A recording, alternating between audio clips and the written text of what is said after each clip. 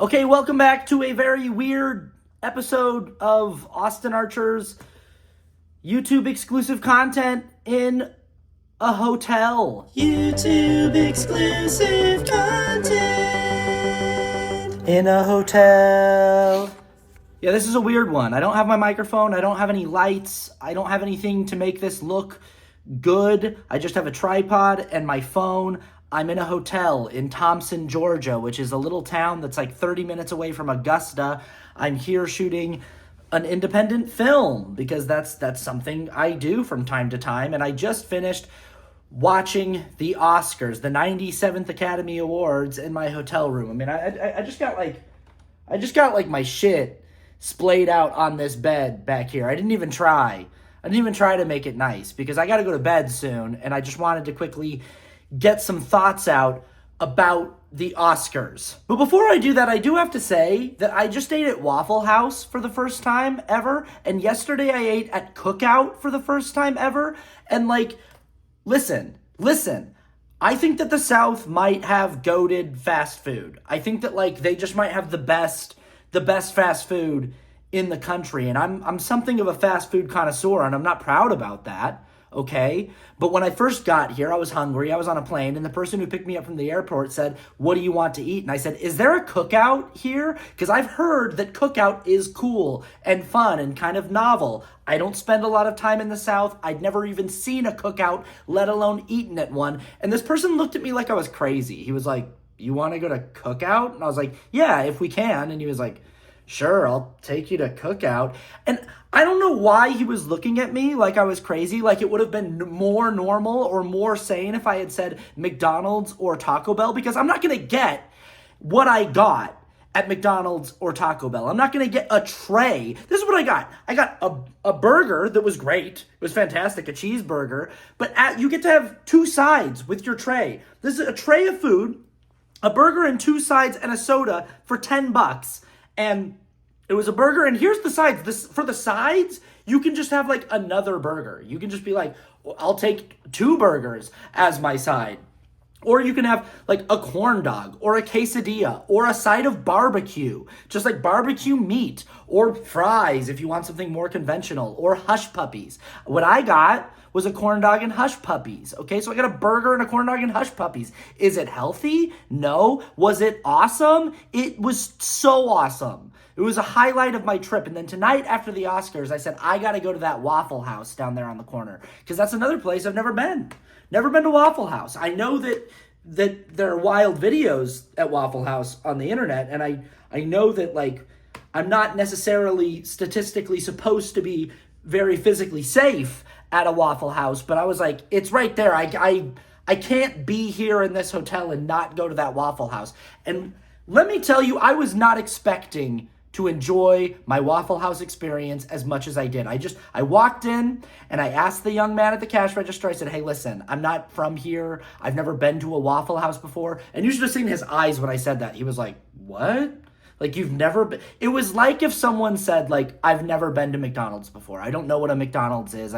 He was like, "What? You've never been to Waffle House?" I was like, "Yeah, I've never been here before." I was like, "What's good?" And he goes, "If you've never been here, just get a regular breakfast. Get a waffle with eggs and grits and bacon or sausage and toast. Just get standard." And I was like, you know what? You're right.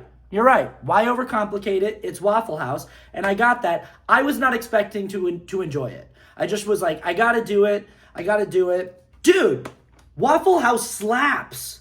The hardest thing to get right, the bacon. Most places that are cheap, the bacon's gonna suck. The bacon's just gonna be a cheap, kind of flimsy, thin, poorly cooked bacon. The hardest thing to get right, some of the best bacon I've maybe ever had at a breakfast place. Not joking. Seriously, the only place you can get bacon that feels like it's right off the griddle and fresh and has some meat to it is at upscale restaurants in Los Angeles. But you can just get it at Waffle House. And when I talk to the locals here, then I'm like, "Oh, I gotta go to Waffle House," they look at me like, "What are you talking about? Why do you want to go to Waffle House?" Well, also, there's nowhere else to go. I mean, Thompson, Georgia doesn't really have restaurants. They just have fast food restaurants. So I might as well go to fast food restaurants that I've never been to before. And we're talking about the Oscars. So let's talk about that, everybody, okay? Let's talk about the Oscars. There's always people in my comments who are like, the intros are too long, dude. You know what? You're too long, okay? You don't have any subscribers. So what? So, and I know I don't have that many either, but why don't you just, the Oscars happened. Okay, first things first, I'm actually kind of stoked about this Academy Awards ceremony. Okay, I don't normally care about the Oscars that much. I never really post about the Oscars, but I'm kind of stoked about what just happened. I really liked it in general. So I want to say that first. I liked it. It was good. But I'm going to start off with some of the things that I didn't particularly care for. So right off the bat, I got to talk about the whole Kieran Culkin category fraud of it all. Kieran Culkin obviously won for Best Supporting Actor for his performance in A Real Pain. But he was obviously always going to win. There was no one that was going to beat him in that category. And the reason is he's giving a leading performance. He's the lead of the movie. No supporting actor can compete with an actor who's giving a leading performance. He shouldn't have been nominated in that category. He's a good actor. I'm not trying to take anything away from Kieran, but I think that his performance was good enough that he could have competed in the leading actor category. He could have competed against Brody. He could have competed against Chalamet. I don't think that he's better than Domingo. I don't really think anyone in the leading actor category is better than Domingo, just me personally. But I think that Kieran would have been competitive in that category. Not fair to have him in the supporting category. The other reason why that's a problem is it takes away a spot from other actors who actually were giving supporting performances in their films. The other person who I don't think should have been in this category is Yuri Borisov. Now, I'm happy for Sean Baker and all of Anora's success, and we are going to get into that later. That's kind of like the main meat of this video. But Yuri Borisov, very great performance, really solid in Anora. Is he better than Clarence Divine Eye Macklin in Sing Sing? Not by any stretch of the imagination. And that's kind of my biggest bugaboo with this Oscars before it even started is just the disrespect for Sing Sing, which I think is the actual best movie of the year. You know, no nomination for directing, no nomination for Best Picture, no nomination for Clarence Macklin. Clarence Macklin is giving the best supporting performance, one of the best supporting performances I've ever seen in a film ever, period. If he had been nominated, he's better than every other guy in that category, and every other guy in that category is good. But the fact that Kieran was there and he shouldn't have been there, he was committing category fraud, and then on top of that Yuri was there and Clarence could have taken Yuri's spot. Don't like that, okay? Congratulations to Kieran Culkin. He's been in the business for a long time. Someone in the Culkin family had to win an Oscar, and I'm all right with it being him, but goddamn, that should have been Clarence Macklin's award. I went up to Clarence Macklin at the Toronto International Film Festival, and I shook his hand and I said, that's the best performance I've ever seen in my life, and you, sir, are going to win an Oscar. And the Academy made a liar out of me, and I don't like that. Speaking of category fraud, we got to talk about Zoe Saldana's win in the Best Supporting Actress category. Once again, exact same story here. Zoe Saldana is the leading actress in Emilia Perez. If you've seen the movie, you know exactly what I'm talking about. It's her movie. She's the character that we are following from the beginning to the middle to the end. It's her movie. I know that the movie's called Emilia Perez, but Zoe Saldana's character is the main character in the movie. She was committing category fraud. She shouldn't have been nominated in this category. You know who else shouldn't have been nominated in this category? Is Isabella Rossellini. Isabella? I'm so sorry. I should know that. And it's fine. It's fine. She's a legend. That's why she's in the category. She's a legend. But she's in Conclave for like 7 minutes. And it's not even like a 7 minutes where like every time she's on screen, you're just going, whoa. This performance by Rossellini is insane. It's just like she shows up and you're like, yeah, there she is. She's good. You know, it's like if Meryl Streep shows up in a movie for 5 minutes, you're like, oh, look, there she is. She's doing her thing. She's great. You know, if Annette Bening shows up in a movie for 5 minutes, if Penelope Cruz shows up in a movie for 5 minutes, they're going to be good. They're going to do good work, but you're not going to go like give them a statue. they need a statue for that performance. I don't know why she's in this category, and like Rebecca Ferguson for Dune Part 2 isn't, or I don't know, surely there's someone else who could have been nominated here. Speaking of people who I think could have been nominated, but they weren't, the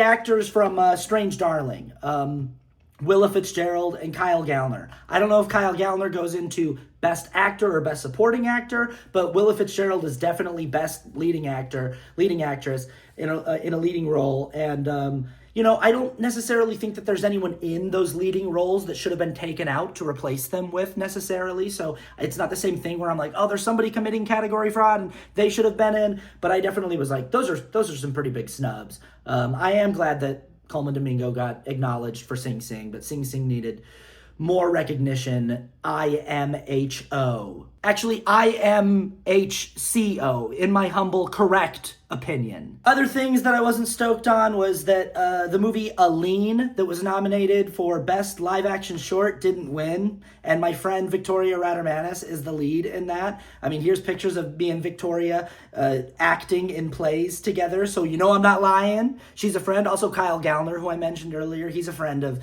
the pod. He's been on the pod before. You can go listen to his episode. He's a good guy. But I was really pulling for Tori. Tori's one of the little guys like us. She's just out here trying to make a name for herself in Holly Weird. She's just out here, pounding the pavement. She's one of the best actors I've ever had the privilege of knowing and working with, and I was really pulling for her. I watched those movies in that category over the last few days, and I thought that Aline was the clear winner in that category. I was really expecting to get to watch my friend win an Oscar, and I was bummed out that she didn't. But congratulations to the winner, which I think was I'm Not a Robot. Congratulations to them. And the last thing that I just thought was kind of weird was Conclave being nominated for Best Costumes.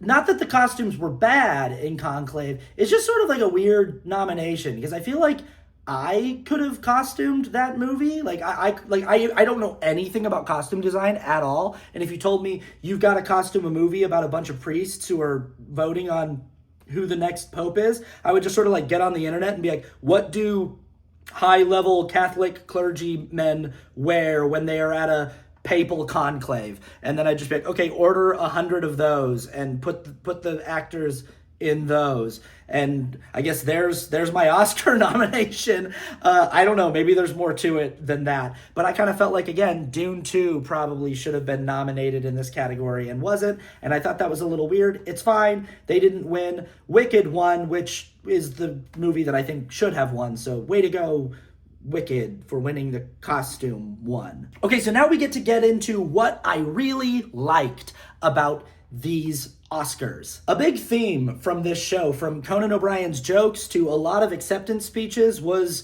kind of how the industry is in trouble, how the industry is actively dying, how really just like in the last 5 to 10 years, the entire entertainment industry, music and movies and theater has just taken a nosedive. The pandemic surely did not help. The strike, obviously didn't really help, but we were trying to do something with that strike. We were trying to get a message out to the studios that hey, the way you're doing things, this model is not working.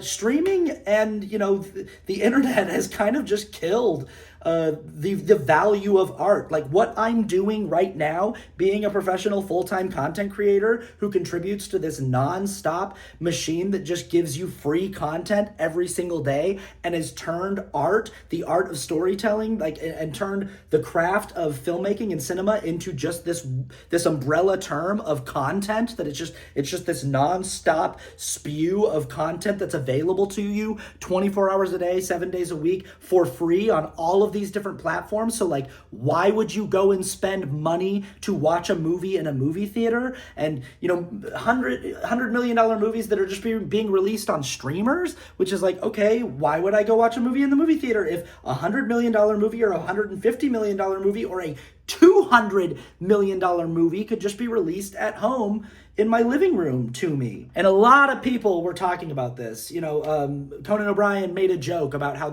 he said, welcome back to the 97th Long Form Content Awards. And I thought that was really funny as a content creator who makes both short form and long form content for the internet. But yeah, this was kind of a big theme of the night, that like the current model doesn't work. It hasn't worked really for a while. There's been a handful of studios who have been able to get away with it. Marvel had kind of a heyday with their big tent, $100 million extravaganza blockbusters that were all making $1 billion. James Cameron's probably going to make $1 billion on this new Avatar movie. Maybe they'll get away with it with this new Jurassic Park movie that looks terrible. But in general, it's a model that like doesn't really serve the artists that are creating this work. And that is what we were striking over. We were trying to tell the studios, hey, we used to have a partnership that was a little more symbiotic, that was a little more respectful both ways. And these days, it seems like the model only exists to serve you guys. It feels like the only people who are collecting any of the money on the subscriptions that you're collecting on these streamers every month are you guys. And the only people who are getting any back end points on any of this stuff are you guys. And we're not getting anything. And, to say nothing of the advent of AI and how that's infiltrating the creative industry and taking over jobs and replacing people's work and stuff like that. And unfortunately, we did have a few movies that were nominated a lot and that won some awards that used AI, and that kind of bothered me. But what we were trying to say as the Writers Guild of America and as the Screen Actors Guild to the producers is, hey, we want to continue partnering with you. We want to continue making great films with you and making great art with you, but you have to respect us. You have to continue treating us like what we do is valuable. You have to make sure that we can continue making a living doing this, because it's crazy the difference in what people used to make in this industry versus what they make now. And all the while, prices for the cost of living are inflating. The cost of buying a home, the cost of healthcare, the cost of education, the cost of groceries, it's all going up. And what we make is all going down by orders of magnitude. There used to be a time in this industry where an actor at my level could book a SAG national commercial and put a down payment on a house from that one commercial. I do a Geico commercial these days, and I get a digital buyout contract, which means that they're just going to play the commercial online, and I make like $1,200. It's not even enough to cover 1 month of rent. It's orders of magnitude less than what actors used to make. And it's that way all the way from the very little guys down where I am, all the way to the tip top. Nobody's making the same amount that they used to make. It's a worse deal for actors and creatives, for writers, for the artists that work on production design and costume design, for the people who actually make the movies, who actually generate the value for the studios. It's a worse deal for all of us, and the only ones who are continuing to get a better and better deal are the producers. And the reason why this Oscars got me so hyped, 2 words, dude. Sean motherfucking Baker. And I know that's 3 words. I didn't plan on saying the motherfucking before I started speaking, but then as soon as I was saying it, I was like, I have to put the motherfucking in there. Okay? Sean Baker, dude. I've been a fan of Sean Baker from the jump. I know that he made a movie before Tangerine. Tangerine's the first one I heard about. I remember hearing about that movie that it was doing the rounds at festivals, and this young filmmaker made a movie on an iPhone 8, and it's actually dope. And then I went and watched that movie, and guess what? It was dope, and I'd never seen a movie like it. I'd never seen a movie about a trans sex worker getting out of jail and trying to track down the woman who's sleeping with her boyfriend. I was like a crazy story that I'd never seen in a movie before, and it was shot on an iPhone 8. This is a guy who is an indie filmmaker in his bones. He continues all these years later to make his films like a hungry film student. He is the writer, the editor, the director. He works like a kid who's got no resources, like a kid who's just like, hey, my film class let me borrow some of their fancy film equipment for a couple weeks. So that's all I've got. I've got a couple weeks, and he gets his friends together and he says, I bet we could shoot a movie in that motel over there. I bet that motel would let us shoot there for cheap. Maybe they'd even let us shoot there for free, as long as we're not too big of a nuisance. And then he gets his friends over there, and he goes over there, and he spends a couple of weeks just running and gunning. And because he's got passion and the vision, he makes incredible movies.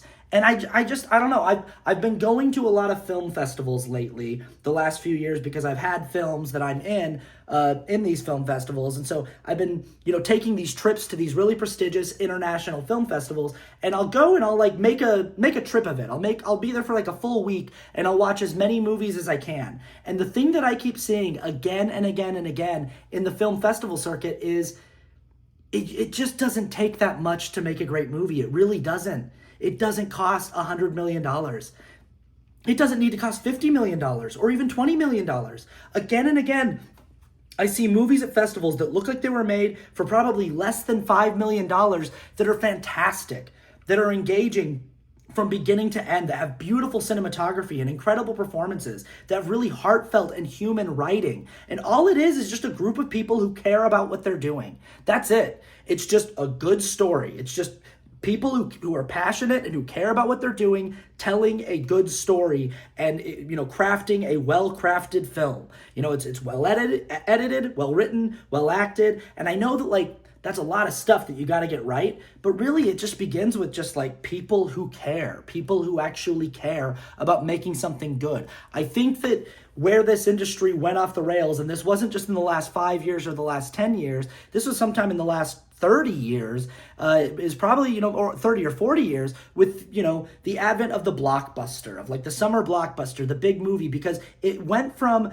being a medium about full of artists who are passionate about making good cinema to a medium full of executives who are passionate about turning a profit, who instead of saying, what's the best movie we can make, they thought, what's the most money we can make off of a movie? What's the most money we can make off of somebody's art? What does that movie look like? And what's the model for that? And that is what has become the studio model. There used to be spaces carved out in these big studios, by the way, for small indies. They would all do their big tentpole summer blockbusters, but they would still fund smaller films that had smaller budgets. They don't even do that anymore.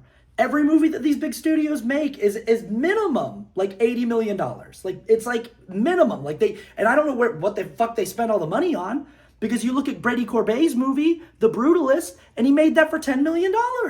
And it's huge. The scope of that movie is huge. It looks massive. It looks like, if fucking Universal had funded that movie, it would have been easily $50 million.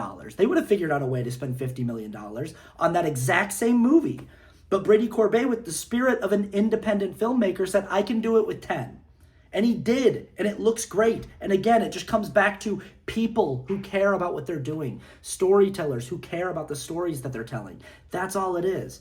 That's all that matters. Again, a big part of the reason why I wanted to make this video right now, why it felt so pressing and important is, I'm here in a hotel room in the middle of Georgia, in a town I've never been in, making an indie film. I've been in 6 movies in the last 5 years that were all financed independently. Every year I direct music videos for nothing. And I do it just because I love filmmaking. So a music video is a great opportunity for me to make a little short film, and there's a lot of roadblocks that can get in the way of indie filmmakers that you don't have in a music video. Sound is often really, really hard to get right for indie filmmakers. If I'm making a music video, I don't really need the sound. I can just use the song, and then I just need the image, and it just becomes about visual storytelling, and then it's in that way kind of more purely cinema. But I'm always trying to pitch to the artists that I work with simple concepts. I'll meet with somebody and they'll have a big concept that requires 4 or 5 or 6 locations and 30 people in the cast, and I'll go, watch this video by Robin. Watch Call Your Girlfriend. Robin's a major, pop artist with an international following. Watch this music video. It's her by herself in a warehouse dancing, and the camera never cuts, and it's one of the best music videos you'll ever see. You don't need 5 locations and 30 people, because that's how your budget starts to balloon. But that's all it really costs to make a good movie, right? Is a few locations that look good on camera, a solid crew of people who are passionate about what they're doing. And then the cost is like equipment's not cheap. Putting all of those people up for a few weeks while you shoot the movie, that's not cheap. Feeding all of those people, that's not cheap. And, space rentals and things like that, and then distribution and promotion. But all of that put together usually can come out to like a few $100,000 or just a couple $1 million, and you can make a really, really, really amazing piece of art that way.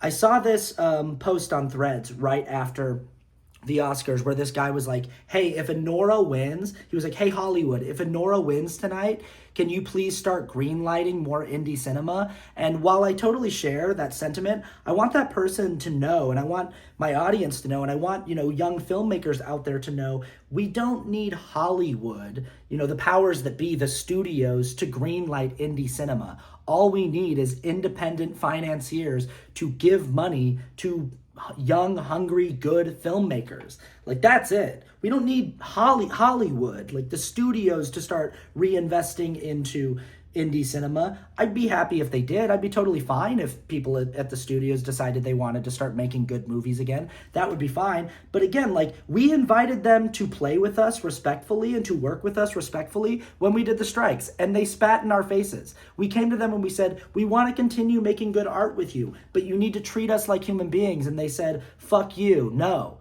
They said, get back to work and we'll treat you however we want to treat you and you'll like it. And we took that deal. I don't know why.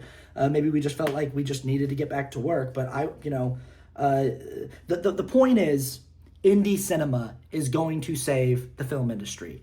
Sean Baker, who is an independent filmmaker in his bones, he wrote, directed, and edited his movie, and he won all 3 of those categories.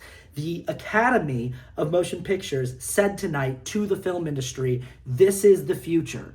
You need to start reinvesting into this. Okay, this is a guy who has been making movies the right way. He's been doing it off of sheer passion and will. He does it with, an auteur's vision and an authorial perspective where he comes in and has the idea. He says, here's the movie, here's the story we're going to tell, and he gets his team on his side. He gets his entire production team excited about the project that he wants to make. And he came in there and he went, I made this movie with my hands, and he won all of those fucking awards, dude. And I think that's so awesome. And the fact that it took Best Picture too over these juggernauts, these massive movies like Dune Part 2 and Emilia Perez, and like the fact that Anora came in and it has the feel of this handmade indie festival darling, came in and swept, is sick.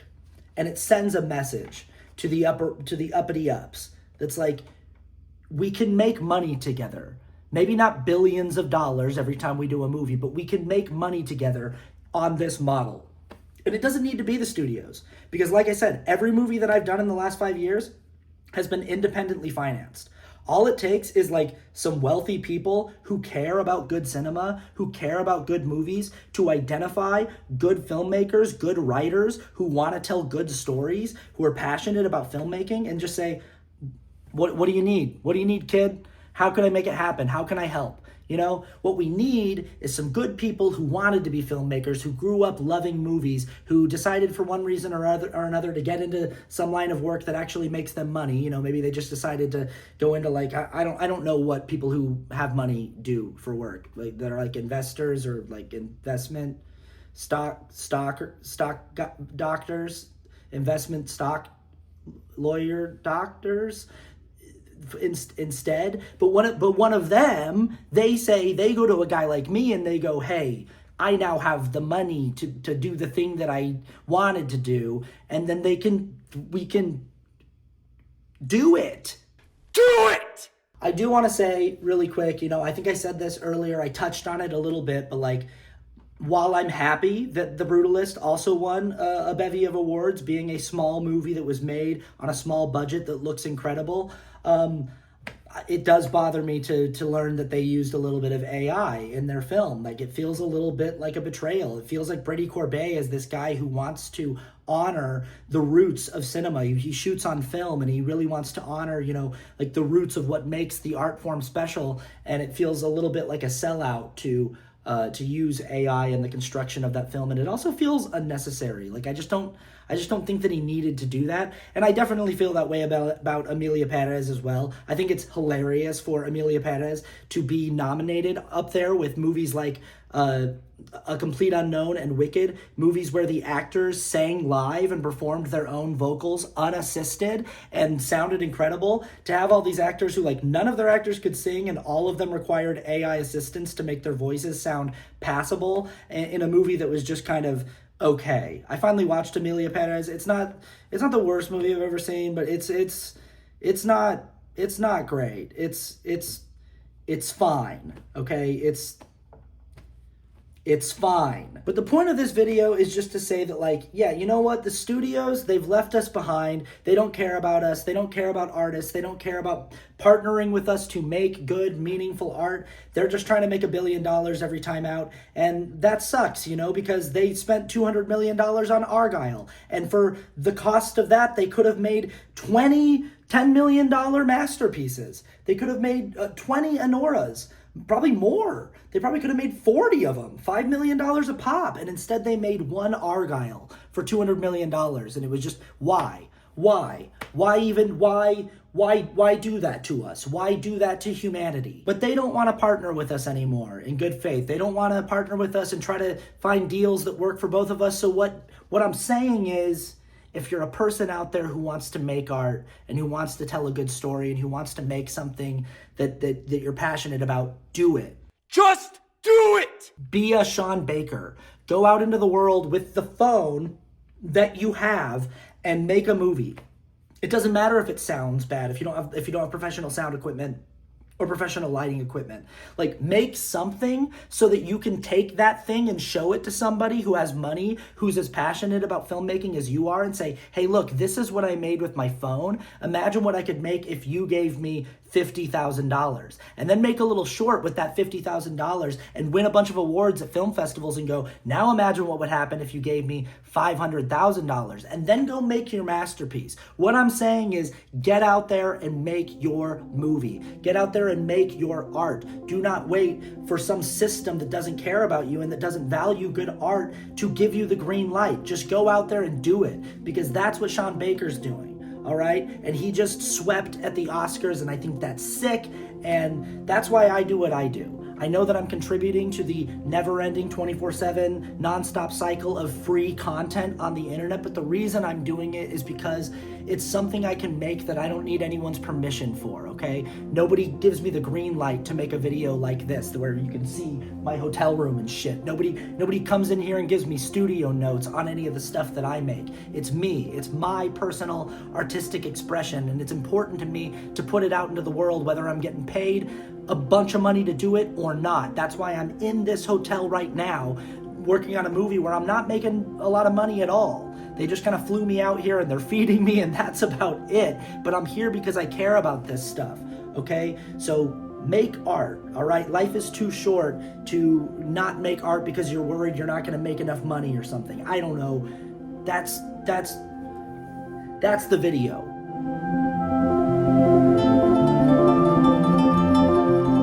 Okay, thanks for watching. If you like listening to me rant about movies and the movie industry and film stuff, I do it every week over on the Wonder Podcast. It's a podcast that I co-host with my friend Kramer England, where we just talk about movies and film and stuff, and you can and should subscribe to that channel and watch me talk about movies regularly over there. And all right, okay, we'll see you at another one. Goodbye. I'm just a mediocre white guy with a mustache. I probably have nothing if it weren't for the mustache. I'd just be another average white guy trying to use my skin and my gender to skate by. But I've got a